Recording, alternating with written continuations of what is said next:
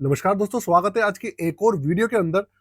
देखिए, economic times वालों ने एक रिपोर्ट पेश करी है जिसके अंदर उनका कहना है कि Jio BlackRock mutual fund house की तरफ से और Parag Parikh mutual fund house है, उनकी तरफ से कुछ ऐसे फंड्स लॉन्च किए गए हैं जो इनके चार्जेस हैं वो बहुत ज़्यादा नॉमिनल है और उनके जो रिटर्न्स है वो बेमिसाल है। एक्चुअल में मैं भी इस चीज़ को देखने का काफ़ी इंटरेस्टेड रहा कि भाई ऐसे कौन से ही फंड लॉन्च हो गए हैं जियो ब्लैक रॉक की तरफ से जो कि भैया कमाल का रिटर्न दे रहे हैं। क्योंकि मेरी न्यूज़ में या आप समझ लीजिए मेरी नज़र में अभी तक ऐसा कोई फंड है नहीं जो कि बहुत ही ज़्यादा रिटर्न निकाल के दे रहा हूँ। क्योंकि भैया जुम्मा जुम्मा 4 दिन तो इनको लॉन्च हुए हैं और ये इकोनॉमिक टाइम्स वाले कह रहे हैं कि भैया गजब के रिटर्न आ रहे हैं। तो देखते हैं कौन कौन से फंड्स हैं इनके अकॉर्डिंग। साथ में कुछ कैटेगरीज ऐसी हैं जिनकी जो परफॉर्मेंस है पिछले 1 साल में, मतलब 2025 में, बहुत बुरी रही है। वो कौन सी कैटेगरी है, कौन सा सेक्टर है, वो मैं आपको बताऊंगा इसी वीडियो के अंदर। साथ में एक चीज आपको बताता हूं कि एक रिपोर्ट और आई है जिसके अंदर 4 ऐसे स्मॉल कैप फंड बताए गए हैं जो कि उनके हिसाब से बहुत ज्यादा अच्छा प्रदर्शन कर रहे हैं और रिटर्न्स उनके कमाल के हैं और पिछले 1 साल में उनकी परफॉर्मेंस सबसे अच्छी है।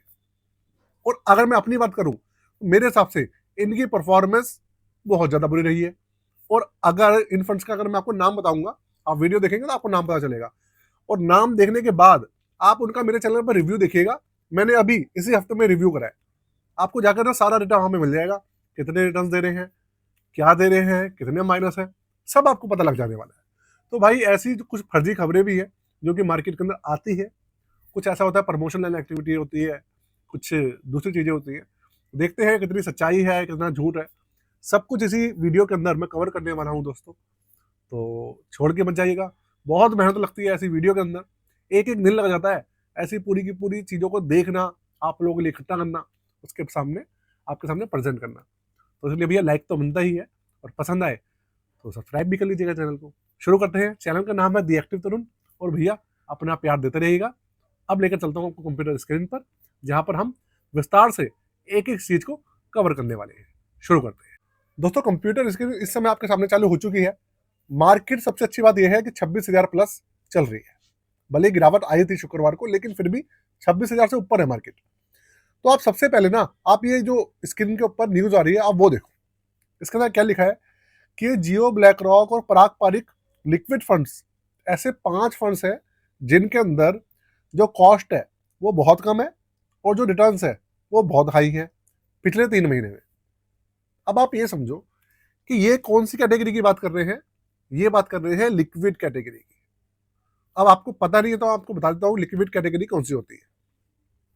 यहां पर ये पब्लिक को गुमराह करने के लिए एक तरीके से, मतलब लोगों को उलझाना न्यूज से, यहां पर लिखा है हाई रिटर्न्स। अब आप लोग हाई रिटर्न्स का मतलब क्या समझते हैं, जैसे स्मॉल कैप से 20% 25% इस तरह के रिटर्न जो होते हैं उनको हाई समझते हैं।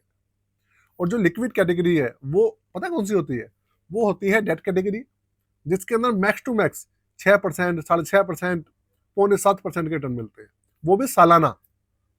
अब इसको ये हाई किस हिसाब से कह रहे हैं उसको हम देखते हैं, तब पता लगेगा भाई कि Jio black rock liquid fund ने और पराग पारिक लिक्विड फंड ने ऐसे 3 महीने में कैसा ही कमाल कर दिया। ये मैं आपके सामने दिखाता हूँ। सबसे पहली बात, इनकी जो कॉस्ट होती है वो लो होती है, एक्सपेंस रेशियो कम होते हैं, ये सच्चाई है। तो इन्होंने क्या करा है, 2 पैरामीटर यूज करे हैं, एक तो लो कॉस्ट और हाई रिटर्न्स। अब अगर हम इन चीजों को देखें तो सबसे पहले ये बता रहे हैं कैनरा रोबेको म्यूचुअल फंड की तरफ से आने वाला कैनरा रोबेको लिक्विड फंड। देखिए मैं आपको एक चीज बता रहा हूँ, पूरी की पूरी वीडियो ना इंफॉर्मेशन पर्पज के लिए है। एक भी फंड ना तो कोई रिकमेंडेशन है ना ही सजेशन है, क्योंकि भैया स्टॉक मार्केट के अंदर रिस्क हमेशा बना रहता है। आपका पैसा बहुत कीमती है, आप बहुत कीमती है, इसलिए हर चीज को सोच समझ कर ही डिसीजन लें। इस चीज का आप हमेशा ध्यान रखिएगा। कोई भी हो, कोई भी इन्फ्लुएंसर हो, कोई भी न्यूज वाला हो, हर चीज को आप सोच समझ कर ही फैसला लें। तो ये जो फंड है इसके अंदर जो रिटर्न्स आए हैं पिछले 3 महीने में वो आए हैं 1.47% और एक्सपेंस रेशियो है 0.08%। अब आप देख लो कि भैया रिटर्न्स कितने कमाल के आए हैं, 3 महीने में 1.5% भी नहीं आया है। उसके बाद महिंद्रा मैन्युलाइफ का एक लिक्विड फंड है, इसने भी 1.747% रिटर्न दिया है पिछले 3 महीने में। एक्सपेंस रेशियो है 0.15%। उसके बाद बैंक ऑफ इंडिया का लिक्विड फंड है, इसका रिटर्न है 1.4746 है इसका, और एक्सपेंशन रेशियो है 0.411। उसके बाद आ रहा है जियो ब्लैक रॉक लिक्विड फंड, इसने दिए हैं 1.46, उतना ही दिया है 1.76%, 46%, और एक्सपेंशन रेशियो है 0.10%। इसके अलावा पराग पारिक लिक्विड फंड, इसका है 1.43% और एक्सपेंशन रेशियो है 0.10%। अब देखिए, मैं आपको ना, आपके दिमाग में कंफ्यूजन आ रहा होगा कि हाई रिटर्न्स कैसे है।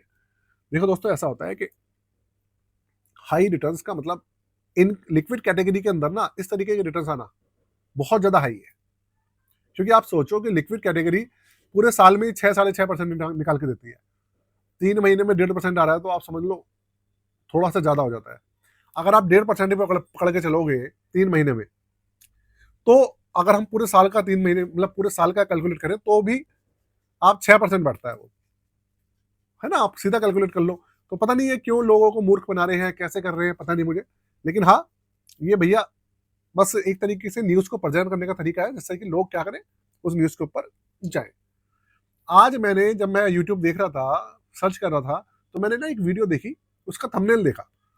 उसमें क्या कर रखा था, जो दैनिक जागरण वाले हैं, उनका जो ऑफिशियल पेज है यूट्यूब का, उन्होंने पता थंबनेल क्या लगाया हुआ है, उसमें लिखा है कि मोदी सरकार का तोहफा, सैलरी होगी डबल, सैलरी होगी डबल और ग्रेचुटी मिलेगी ज्यादा, ग्रेचुटी या पीएफ मिलेगा ज्यादा, ये लिखा हुआ था। अब आप सोचो, एक्चुअल में मोदी गवर्नमेंट ने ना 4 श्रम कानून जो थे वो पेश करे हैं, चेंज करके वो चेंज करे हैं, जिसके अंदर एक्चुअल में जो आपका जितने भी सैलरीड पर्सन है उनका जो टेक होम सैलरी है वो कम हो जाएगा, ज्यादा नहीं होगा सैलरी, बल्कि कम हो जाएगी, क्योंकि उसके अंदर जो बेसिक होता है ना, आपका बेसिक वाला पोर्शन बढ़ा दिया गया है, जिसकी वजह से आपका पीएफ वगैरह ज्यादा कटेगा, और पीएफ ज्यादा कटेगा तो इसलिए आपकी ग्रोथ सैलरी कम होगी। आपका जो नेट होम टेक होम होता है ना, नेट सैलरी जो आप घर लेके जाते हैं अकाउंट में आता है, वो कम हो जाएगा। सैलरी कम हो रही है एक्चुअल में, और ये लोग क्या कह रहे हैं, सैलरी डबल हो जाएगी थंबनेल में, लोगों को बेवकूफ बनाने के लिए। तो भाई, इस तरीके की जो फर्जी खबरें आती है ना, थोड़ा सा उनसे दूर रहा कीजिए, ठीक है। अब मैं आगे लेके चलता हूँ आपको। मैंने एक एग्जांपल बताया था, अगर आपको मेरी बात पे यकीन ना हो ना, तो आप दैनिक जागरण का जो पेज है उस पर आज की उनकी न्यूज है, आप जाके उनका थंबनेल देखिएगा, आपको पता लग जाएगा। अब मैं आगे चलता हूँ। आगे है जो न्यूज है, मैं उसकी बात करने वाला हूँ। उससे पहले भैया, अगर मजा आ रहा हो तो प्लीज चैनल को सब्सक्राइब कर लीजिएगा और वीडियो को लाइक कर दीजिएगा। अब आगे चलता हूँ। आगे की आप ये जो न्यूज है आगे की देखिए, जो आगे की पूरी आपके सामने ये खबर है। इसके अंदर क्या है कि ये बताया जा रहा है कि भाई, जो म्यूचुअल फंड्स हैं और कुछ कैटेगरीज ऐसी हैं जो कि बहुत ज्यादा गिरावट हुई है जिनके अंदर 2025 में। अब ये कौन सी है, ये मैं देखता हूँ और फिर आपको बताता हूँ कि भैया क्या सच्चाई है या नहीं है। सबसे पहले ये कह रहे हैं टेक्नोलॉजी सेक्टर, इसके अंदर गिरावट हुई है, वो थोड़ा सा देखते हैं। अब टेक सेक्टर बेस्ड फंड्स, देखो दोस्तों, ऐसा है कि ये कह रहे हैं कि एवरेज रिटर्न जो है वो 8.26% है माइनस में फंड्स का, और कुछ फंड ऐसे हैं जिन्होंने 14.46% का भी माइनस में रिटर्न दिया है, कुछ ऐसे भी है। तो देखो, ऐसा है कि ये सच्चाई है। सच्चाई क्यों है इसके पीछे, वो सच्चाई इसलिए है क्योंकि आपको पता है, एक तो मार्केट में क्रैश चल रहा है, 2025 में पूरा का पूरा साल क्रैश में रहा है। दूसरा, ये जो वीजा था ना, जो H1B वीजा होता है, H1B वीजा ही था मेरे ख्याल से, जिसके अंदर भारतीय नागरिक अमेरिका जाते थे, और जिसकी फीस वगैरह बढ़ा दी है, $1 लाख कर दी है ट्रम्प चाचा ने। जब से वो वीजा के अंदर प्रॉब्लम आई है, तब से आईटी सेक्टर के अंदर आप समझ लो क्राइसिस आ गया है, छटनी हो रही है, कोई नौकरी से निकाल रहा है, कोई कुछ कर रहा है। और आईटी सेक्टर को आपको पता है, जब ये न्यूज आई थी तो पूरा का पूरा आईटी सेक्टर एकदम से ऑन द मूव हो गया था, सारे सेक्टर, पूरा का पूरा सेक्टर डाउन हो गया था, जिसकी वजह से एक्चुअल में गिरावट आई है। ये सच्चाई है। एक तो सबसे बड़ा रीजन ये था, और मार्केट भी डाउन चल रही है, उसकी वजह से भी वो डाउन चल रहा है, इस वजह से इसके अंदर एक्चुअल में गिरावट आई है, ये सच है। इसके स्टॉक्स हो गए, म्यूचुअल फंड, ईटीएफ सब डाउन है अभी के समय में, धीरे धीरे रिकवरी कर रहे हैं, लेकिन रिकवरी हो नहीं पा रही है। अब बात करते हैं इनके हिसाब से स्मॉल कैप फंड्स हैं जिनकी परफॉर्मेंस बिल्कुल भी अच्छी नहीं रही है। वो कौन कौन से हैं? ये कह रहे हैं भैया स्मॉल कैप फंड्स, मतलब ये फंड का नाम नहीं बता रहे, इन्होंने कहा है स्मॉल कैप फंड्स हैं जिनके अंदर गिरावट काफी ज्यादा आई है, जो कि सच्चाई है। अलग अलग वीडियो में मैं आपको बताता रहता हूँ कि भैया इस स्मॉल कैप में, इस फंड के अंदर नेगेटिव है, ये फंड नेगेटिव है, इंडेक्स रिकवरी नहीं कर पा रहा है। 18,500 था जो टॉप था, अभी चल रहा है 16,000, मतलब 16,900, 17,000 के आसपास, निफ्टी 50 पूरी रिकवर कर चुका है, लेकिन स्मॉल कैप इंडेक्स रिकवर नहीं कर रहा है। तो भाई ये भी सच्चाई है, धीरे धीरे रिकवरी करेगा तभी बात बनेगी। अब आगे बात करते हैं फार्मा सेक्टर। फार्मा सेक्टर के अंदर भी भैया सच्चाई है, काफी ज्यादा गिरावट आई है। 2025 की बात करें तो फार्मा सेक्टर और हेल्थ सेक्टर है जो है इसके अंदर अच्छी खासी गिरावट देखने को मिली है। रीजन, फार्मा सेक्टर के अंदर भी ट्रम्प चाचा ने अच्छी खासी, आपको पता है कि जो जेनेरिक दवाई है, जो ब्रांडेड दवाई थी उसके ऊपर भैया 100% टैरिफ बढ़ा दिया था और सब चीजें कर दी थी, बहुत सारी चीजें हुई है, उसका इम्पैक्ट देखने को मिला है। अब आगे कह रहे हैं कि कंसिडर्ड यूनिवर्स, चलिए इसको छोड़ते हैं हम। तो भाई ये है, ये कुछ कैटेगरीज हैं और स्मॉल कैप फंड्स हैं जिनके अंदर काफी ज्यादा गिरावट देखने को मिली है। स्मॉल कैप में एक्चुअल में गिरावट हुई है, फार्मा सेक्टर में, आईटी सेक्टर में और आपका हेल्थ केयर सेक्टर में, इन सब के अंदर गिरावट हुई है। अगर आपके पास म्यूचुअल फंड होगा ना तो आपको पता होगा कि इसके अंदर कितनी गिरावट चल रही है। अब आगे चलते हैं, अब बात करने वाले हैं उन 4 स्मॉल कैप फंड्स की जो कि इनके हिसाब से काफी अच्छी परफॉर्मेंस दे रहे हैं, इनके हिसाब से। अब मेरे हिसाब से क्या है मैं आपको बताता हूँ, तब आपके सामने पूरी की पूरी जो चीज है वो क्लियर हो पाएगी। ये देखिए, सबसे पहले है एक्सिस स्मॉल कैप फंड। ये जो क्राइटेरिया ले रहे हैं, इनका कहना है कि भैया क्राइटेरिया जो है वो है रोलिंग रिटर्न्स का। ये लिखा है means rolling returns, consistency of last 3 years, out performance, asset size. देखो इनका जो क्राइटेरिया, एक तो ये 50 करोड़ से ऊपर का एयूएम होना चाहिए, 3 साल का सीएजीआर देख रहे हैं, रोलिंग रिटर्न्स देख रहे हैं, ये इन सब चीजों की बात कर रहे हैं। और मैं आपको बताऊं, मैं इन सब चीजों की बात नहीं कर रहा हूं, मैं बात कर रहा हूं पिछले 1 साल की परफॉर्मेंस की, उसका पोर्टफोलियो कैसा रहा है, कितनी गिरावट हुई है, उसकी जो टॉप फंड्स हैं उनसे कैसी कंपैरिजन करके देखा है, मैं उसका बेस कर रहा हूँ। जो बिल्कुल प्रैक्टिकल है ना, मैं वो बात कर रहा हूँ। 3 साल का सीएजीआर का हमने क्या करना है भाई, अगर किसी भी फंड ने पिछले 1 साल में परफॉर्मेंस नहीं दी है और उसके जो साथी है उनकी परफॉर्मेंस अच्छी है, तो इसका मतलब कहीं ना कहीं तो फंड के अंदर थोड़ी बहुत तो दिक्कत है ना। आप उसको अच्छा कैसे कह सकते हो, मैं बुरा भी नहीं कह रहा हूं उनको, लेकिन अच्छा भी नहीं कह सकते ना भाई, सिंपल सी बात है। तो सबसे पहले कौन सा है, सबसे पहले है एक्सिस स्मॉल कैप फंड। अब ये बता रहे हैं कि भैया पिछले 3 साल में 27% का सीएजीआर है, ये है वो है।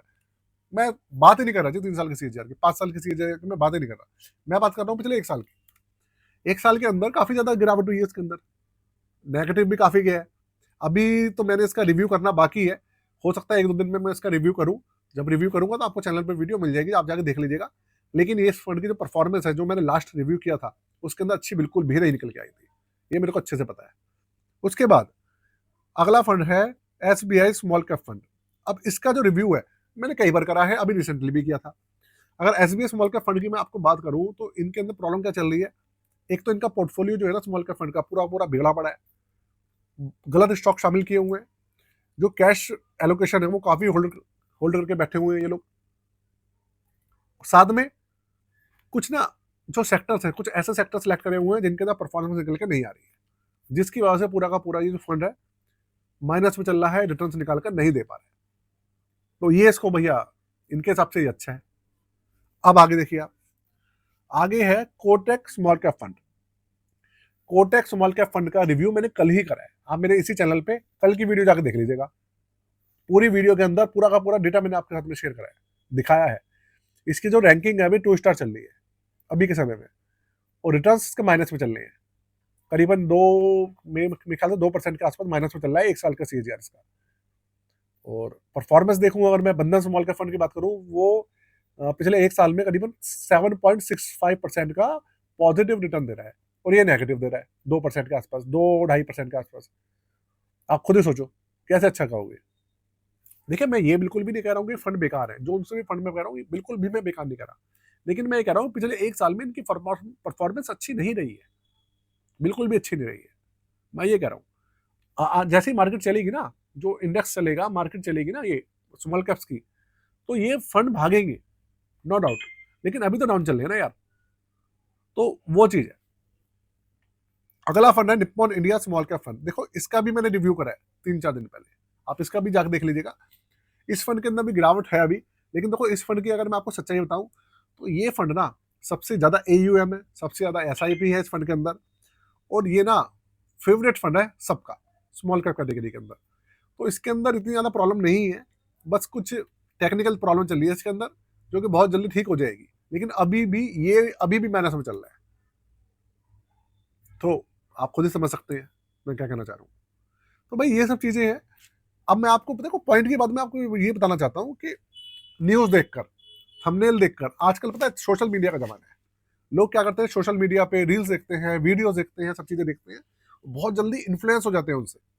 और फिर होता क्या है, लोग ना उनसे इन्फ्लुएंस होकर गलत गलत फैसला ले लेते हैं, गलत फंड का सिलेक्शन कर लेते हैं और फिर होते हैं। तो भैया इसलिए पहले देखिए, समझिए, आप 4 जगह देखिए, अपना एनालिसिस कीजिए। अगर आपको एनालिसिस करना नहीं आता तो मैं आपको बताऊंगा कि किस तरीके से होता है। आप हमारी वीडियोस देखिए, आपको पता लग जाएगा। लेकिन यार गलत सिलेक्शन मत कीजिए। अगर आप लोग गलत सिलेक्शन करेंगे ना अपने पोर्टफोलियो के अंदर एसआईपी करने के लिए, गलत फंड्स ले आएंगे, तो आप रोएंगे, बहुत रोएंगे। रिटर्न निकल कर आएंगे नहीं तो आप क्या करोगे ऐसे फंड्स का? साफ सीधी बात है ना। तो दोस्तों यही बात थी, छोटी सी वीडियो थी आपके लिए। और कैसे लगी मुझे जरूर बताइएगा। आपके सामने सच्चाई रखने की कोशिश करी है मैंने। थोड़ी सी मेरी तबीयत ठीक नहीं है, इसलिए जो प्रेजेंटेशन है उसमें थोड़ी सी कमी हो सकती है, इसलिए आपसे माफ़ी चाहता हूँ उसके लिए। लेकिन अपना प्यार देते रहिएगा, और जैसे ही पूरा का पूरा मैं रिकवर होऊंगा और अच्छे से प्रेजेंटेशन होगी और अच्छे से आपके लिए और अच्छा कंटेंट लाने की मैं कोशिश करूंगा। आज के लिए धन्यवाद। जय हिंद।